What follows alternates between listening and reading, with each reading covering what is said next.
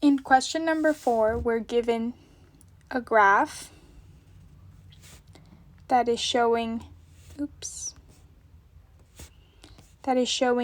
v of t, vx, with respect to time. The graph is constant at one point, then it increases at another point, and begins to be constant once again.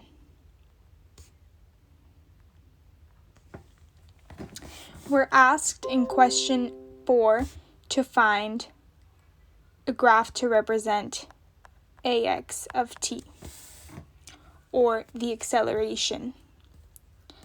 Therefore, the answer would be D, the graph that shows no acceleration,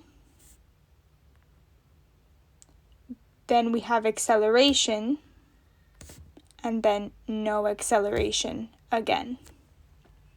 So the graph of AXT would look like this, which is why the answer is D.